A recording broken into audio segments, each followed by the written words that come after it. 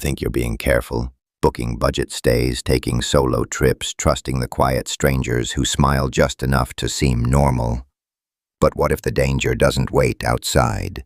What if it's already in the room with you, watching, waiting for the moment you let your guard down? Good evening, ladies and gentlemen. Welcome back to Night Terror X, where real stories expose the terrifying truths hiding in plain sight. In tonight's video, we dive into 3 unsettling tales, from a solo traveler ambushed in the middle of the night, to a stolen phone that leads to a face-to-face encounter with a stalker, and a pair of silent strangers who almost carried out something far worse than a robbery.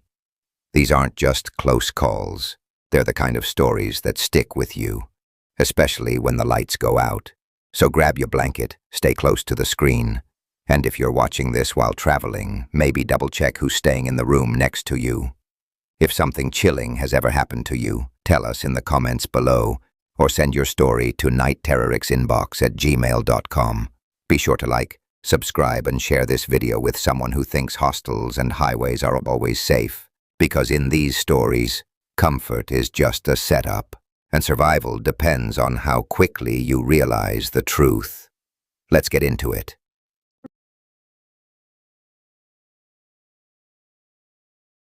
He watched me while I slept. A friend of mine, Kyle, told me this story after he got back from his solo trip to Europe last winter. He had this look in his eyes, like something about that trip changed him. We were just sitting in his apartment, catching up over drinks, when he said, "Man, I stayed in the creepiest hostel in Amsterdam, and I still don't know what that guy wanted from me." Kyle had matched with a girl online a few months before that trip. Her name was Amelia. She lived in the Netherlands, came from a super traditional household, and wasn't really allowed to have guys over. They hit it off over FaceTime, calls, messages. You know how it goes. So he decided to fly out there to meet her in person. But since she couldn't host him and he didn't want to drop too much cash on a hotel, he booked a cheap hostel not far from her apartment. It was a mixed dorm setup with bunk beds. Nothing fancy. He figured he'd just crash there and spend most of his time out exploring or with her. He got on an overnight flight from JFK, but like always, he couldn't sleep a second. So by the time he landed, took the tram, and walked a couple blocks to the hostel. He'd been awake for over 24 hours. He told me, "Dude, I was delirious. I didn't care if it was a prison cell. I just needed to crash." The hostel was one of those old European buildings, tall ceilings, faded blue walls, creaky floors. The front desk guy barely looked up from his phone when Kyle checked in, gave him the room key and pointed down a hallway without saying a word. When Kyle walked into his shared room, he saw 6 beds. 5 were empty, but one had a guy sitting cross-legged on the top bunk. He had a thin, bony frame and dark, shoulder-length hair that looked like it hadn't been washed in days. The dude was hunched over a laptop, typing like mad. Kyle said, "Hey," but the guy didn't even blink, just kept typing, back hunched, fingers flying. Whatever, Kyle thought. Maybe the guy's just socially awkward. He tossed his bag down on the bottom bunk and started to lie down. But the overhead light was still on. He asked, "Hey, is it cool if I shut off the light?" The guy slowly turned his head and looked at Kyle with this glassy, vacant expression. Didn't say anything, just smiled. A weird, crooked smile, like he was pretending to be polite, but didn't understand why. Then he nodded, slowly. Kyle shrugged, got up, turned off the light, and collapsed onto the mattress. He passed out almost instantly. But a couple hours later, he had no idea why. He suddenly woke up. It was still dark, dead quiet. He rolled over, rubbed his eyes, and noticed something that instantly sobered him up. All the beds were empty, every single one. Even the one above him. The guy was gone. No, the bed shook. Just a tiny tremor, like a shift in weight above him. Then a faint creak, like metal bending ever so slightly. And then The breathing. Heavy, shaky, close. He opened his eyes and looked up, and froze. Hanging down from the top bunk, completely upside down, was that same guy's face, inches from his own. His long hair dangled with gravity swaying slightly. That same crooked smile was stretched across his pale face, and his eyes were wide open, unblinking, just staring directly into Kyle's. Kyle let out a choked scream and tumbled off the bed, hitting the cold wood floor. He scrambled back, heart slamming in his chest, and yelled, "What the hell is wrong with you?" The guy didn't answer. He just sat back upright in the top bunk, that twisted smile never leaving his face. Then he started, laughing. A low, raspy chuckle that gradually turned into this eerie, high-pitched giggle. Kyle reached for the closest object, his portable charger, and hurled it at the guy, yelling at him to stop. The guy dodged it easily, but didn't flinch, just kept laughing. Kyle flicked the light on and went straight to his backpack. He unzipped it, checking all his stuff while keeping one eye on the maniac in the bunk. Then he heard click. He looked up. The guy was holding up his phone, taking a photo of him. Kyle shouted, "Delete that right now," but the guy just laughed harder, like it was a game. Kyle said he didn't even think twice. He zipped his bag and stormed out, barefoot, down the echoing hallway to the front desk. The same bored clerk from earlier was half asleep behind the counter. Kyle demanded a private room, didn't care about the price, and explained what just happened. The guy at the desk didn't seem all that surprised. He just nodded slowly, muttered something about checking the room, and handed Kyle a new key. No apology, no explanation. Kyle didn't call the cops. He didn't know what the guy had technically done wrong. But he left the most brutal review you can imagine. He spent the rest of the trip hanging out with Amelia, trying to forget the whole thing. But every time he walked past a mirror or a dark window, he wondered if that guy still had the photo. If maybe his face was now floating somewhere online, part of someone's collection. He told me he doesn't stay in hostels anymore. Doesn't care if it's triple the cost. He said sleep is when you're most vulnerable. And that guy? He wasn't just watching me. He was waiting for something.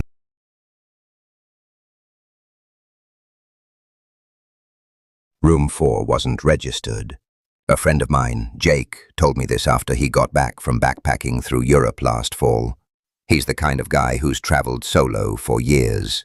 Thailand, Peru, Morocco, you name it. But when I saw the look on his face as he told me this story, I knew it wasn't just another crazy travel tale. He said, "Dude, this wasn't one of those wild party stories.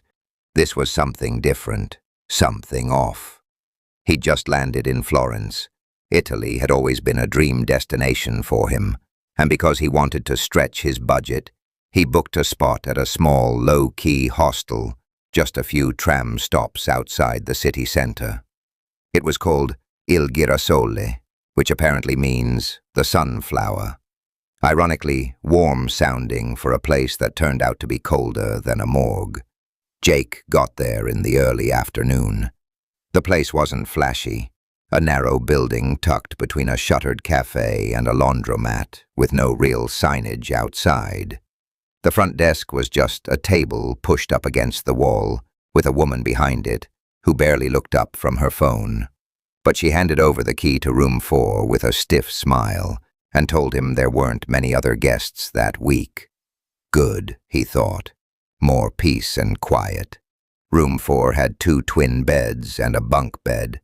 So space for 4 people, though it felt tight. The walls were this weird shade of moss green, like they were trying to look inviting but somehow just felt sickly. He picked the bed under the bunk, dropped his pack, and decided to nap off the travel fatigue. Just as he was starting to doze, 2 guys came in. Both were tall, tan, maybe early 20s. They had thick accents and introduced themselves as Luca and Bruno, said they were locals from just outside Florence. At first, they seemed all right, friendly even. But after a few minutes, they started talking to each other in rapid Italian, faster and faster, and laughing. Jake doesn't usually catch foreign languages, but he spent a semester in Rome during college, so he understood just enough to know they were talking about him. Something about his shoes, calling him a clueless tourist, and something else about taking it easy once he's out. He didn't let on that he understood, just smiled politely and watched as they tossed their backpacks on the other beds. Strangely, those bags looked brand new, no scuffs, no airline tags, not even dust. That stuck with him, but he shrugged it off. Maybe they were just light packers. The two left not long after, saying they were going out for a drink. Jake stayed behind, hung out in the little garden courtyard with a few tourists, and then went to grab dinner on his own. When he came back around 9 p.m., the hostel was weirdly quiet, like dead silent. Even the front desk was empty. He got ready for bed, turned off the light, not loud, but urgent, in Italian. He didn't move. He just listened. One voice, he thinks it was Bruno, said, "Vai, prendilo, adesso." Roughly, "Go, grab it, now." Jake's heart started pounding. He kept his eyes closed. He didn't want them to know he was awake. He was waiting to hear the sound of his bag being unzipped. He figured they were after his wallet or something. But that's not what happened. Instead, something wet and cold pressed against his nose and mouth. It smelled sweet, sickly sweet. And then pressure, like someone's knee was pinning his chest. Jake thrashed, swiping the cloth away and gasping for air. He screamed, "What the hell are you doing?" and swung blindly. He connected with someone's arm, hard. One of them, maybe Luca, grunted and stumbled back. Jake rolled off the bed and backed into the corner, yelling again. One of them, eyes wide, jaw clenched, rushed forward, like he was going to tackle Jake, but the other grabbed his hoodie and pulled him back. "Go," he hissed. "Let's go." And just like that, they bolted out the door. Jake didn't wait. He grabbed his bag, didn't even put his shoes on, and sprinted to the front desk. This time there was someone there, an older guy with glasses who looked confused and half asleep. Jake demanded to know who those guys were, if they were guests. But here's where it got messed up. The guy at the desk checked the ledger. Nothing. Room 4 was registered under Jake's name only. No one else had been checked into that room, not even for the rest of the week. Jake was stunned. "So you're saying they weren't guests?" The guy just looked at him and muttered, "Maybe locals. Sometimes they sneak in. We try to keep the gate locked." Jake didn't wait for an apology. He checked out immediately and paid twice as much for a hotel room closer to the center. He said the worst part wasn't even the attack. It was knowing they'd planned it. That they watched him, talked about him in a language they thought he couldn't understand, waited for him to be asleep, and tried to drug him. And here's the thing. They never touched his bag. They weren't there to rob him. They wanted him. The stranger in bunk 6. So I was talking to my cousin Danielle one night. She's a seasoned solo traveler, always hopping between cities like it's nothing. But when she told me about her weekend in South Florida, the way her voice dropped, I knew this wasn't just some quirky hostel story. She said, "If those guys hadn't stepped in, I don't know what would have happened." And honestly, I believe her. It started when Danielle flew down to Clearwater for this indie art festival. She was trying to escape the cold up north and catch some sun while taking in the local art scene. Her best friend and the friend's boyfriend were also in town, but they were staying in a hotel, a little out of her price range. So Danielle did what many solo travelers do. She found a cheap hostel online with decent reviews. It was called the Palms Collective, kind of had this retro neon beach vibe to it, and it sat a few blocks from the shoreline. It was buzzing when she checked in. The lobby was loud with music. Some people were drinking. Others were lounging around barefoot with their backpacks wide open. The crowd leaned young, mostly 20-somethings on gap years, art majors with sketch tads, a few loners like her. She was used to that type of environment. It wasn't her first time staying somewhere like that, and it wasn't meant to be anything more than a place to crash between events. Her dorm was mixed, 6 beds co-ed, which she didn't mind. Privacy was a luxury she didn't expect at that price. That first night, she didn't even really meet anyone in the room, just came back late, locked up her valuables in the wall locker, and knocked out. The next morning, things got weird. She reached for her phone, like always, and it was gone. Not misplaced, not buried in the sheets, gone. She checked under the bed, around the locker, even inside her shoes for some reason. Nothing. She asked the nearest guy in the room, a chill dude with headphones, if he could call her number. He did. No ringing, no sound. Danielle was starting to panic, but she kept her cool. She borrowed his phone to call her friend Sarah and let her know she'd lost her phone. They had plans to meet at this rooftop brunch place near the marina. Danielle figured maybe she'd left it in the common room or dropped it during the night. She left word at the front desk, asked them to keep an eye out, and headed out to salvage the day. At brunch, Sarah let her use her phone to log in to Find My iPhone. The location pinged. 2 hours ago, back at the hostel. That was hopeful. Maybe it had been scooped up by someone and was sitting at the desk. They finished their food, joked about Danielle's senior moment, and walked back to check. Nothing. She scoured the room again, checked her bag, the locker, even the bathroom. Still nothing. Trying not to let it ruin her trip, Danielle moved on. They hit up the art festival, wandered the waterfront, stopped at a food truck park, and eventually wound up at a bar. That's when she decided to check the location again on Sarah's phone. This time it said her phone was right near them, practically on top of them. She spun around, scanning the small crowd in the outdoor patio section. It wasn't packed, but people were coming and going. Sarah laughed nervously and said, "Watch, it's probably in your pocket." Danielle shot her a look. "I don't have it," she said flatly. And she didn't. So where the hell was it? Sarah's boyfriend tried yelling, "Yo, anyone lose a phone?" just in case someone had found it and was sitting on it. Some heads turned. No one responded.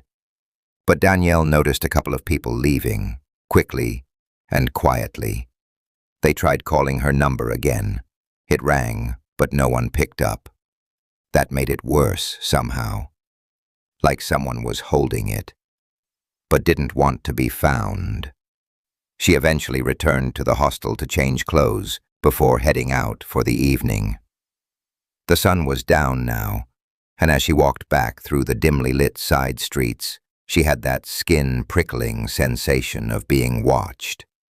Not just that, being followed. She glanced behind her casually and caught a guy a few paces back. He was in a gray hoodie and jeans, and something about the way he moved, too deliberate, too synchronized with her steps, made her stomach twist. She sped up. So did he. She turned right. So did he. She ducked into a convenience store just to break the pattern.